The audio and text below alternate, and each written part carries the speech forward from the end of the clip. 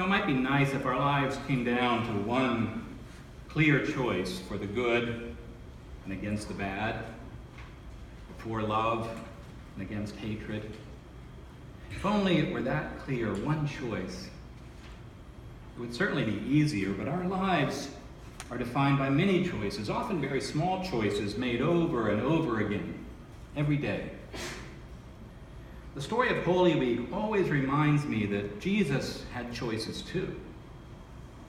The great African-American mystic and theologian Howard Thurman once wrote that one of the common errors we experience when we think about the meaning of the life of Jesus is to isolate a particular event and regard it as something which stands by itself alone, not a part of the process, the story, the living stuff of his career. For instance, on Good Friday, he said, all of the concentration of our thinking is on the crucifixion, as if his life began there, as if there were no birth, no development, no logic to these events. The world in which Jesus of Nazareth lived had many of the same problems that we have in ours, only worse, I think. Deep poverty, massive inequity, and apathy, too. Mental illness, different forms of incurable disease, terrible violence, oppressive tyrants, wars and rumors of wars, and so on. Jesus' world was a troubled world, and like ours, it also had its share of corrupt public officials and co-opted religious leaders who helped to maintain the status quo. Not to mention a whole host of people trying to change the status quo. In first century Palestine, there were many different ways that people sought to change the circumstances under which they lived. For example, Jesus could have opted out of society and gone off to live a life of prayer, waiting for the kingdom of God out in the desert with the Essenes.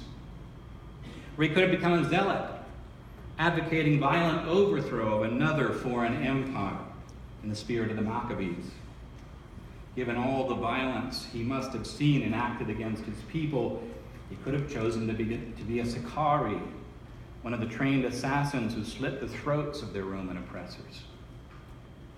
He could have been a good rabbi, back in Capernaum, tending to the spiritual needs of his neighbors, or he simply could have stayed in Nazareth, working as a carpenter and raising a family. There were many options for him. That much is clear. Like us, in our time, Jesus had choices about how to live his life in his time. And those choices defined his life. He chose not to stay at home or out in the desert. He chose not to become part of the co-opted ruling establishment of his day. He chose to serve and to identify himself with those who were considered the last and the least of all in his world. He chose peace by rejecting violence as a solution to the problems of his time. Every day, he chose God's love. And that's why his followers were in awe of him and loved him. That's why I am still in awe of him and love him too. The Christian activist and author Ched Myers points out that the choice to ride into Jerusalem on a donkey was very intentional. The odd story about commandeering a colt occupies fully half of the parade narrative in the Gospel of Mark, he says. The point of this is to make use of popular messianic images precisely in order to subvert them. Mark and Jesus are consciously reorganizing the symbolism of this event around a particular image of Zechariah, which is expressly anti-military in a world that was dominated by the power of the Roman military. The image from Zechariah is this: "Shout aloud, daughter of Jerusalem, lo, your king comes to you. Triumphant and victorious is he, humble and riding upon a colt, the foal of a donkey. He will cut off the chariot from Ephraim and the war horse from Jerusalem, and shall command peace to the nations." Jesus had choices. Holy Week is the culmination of all the choices that he made during his life. It's the story about the final choice he made at the last crossroad of his life, the one that led him directly to the cross. Based on his reading of the Gospels, Thurman imagines a point when Jesus and the disciples come to a crossroad on the way back from Jericho. As they were walking together on the road that leads out of Jericho, he wrote, they approached a fork, a crossroad. One road went north to Galilee and Nazareth. The other went south to Jerusalem.